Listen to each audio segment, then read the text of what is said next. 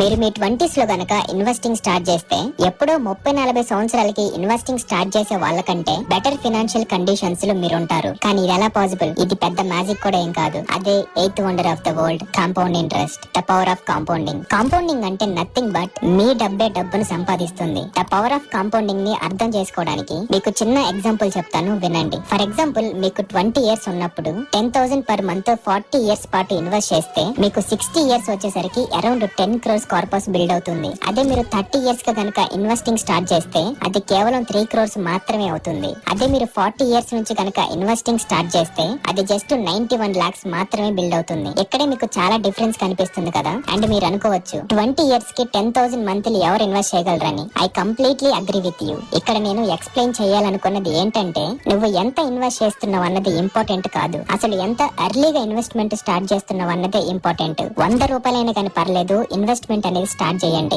సరదాలు time pass చేయడం కంటే 100 రూపాయలు సేవ్ చేసిన కానీ అది రేపు నీ ఫ్యూచర్ కోసం అయితే ఖచ్చితంగా యూజ్ అవుతుంది కదా. ఇలాంటి విషయాలు ఎర్లీ స్టేజెస్ లో తెలియక 40 ఇయర్స్ 50 ఇయర్స్ వచ్చిన వాళ్ళని అడిగితే ఆ టైం వాల్యూ అండ్ వృధాగా గడిచిపోయిన రోజులు ఎంత ఇంపార్టెంటో వాళ్ళు నీకు ఎక్స్ప్లెయిన్ చేస్తారు.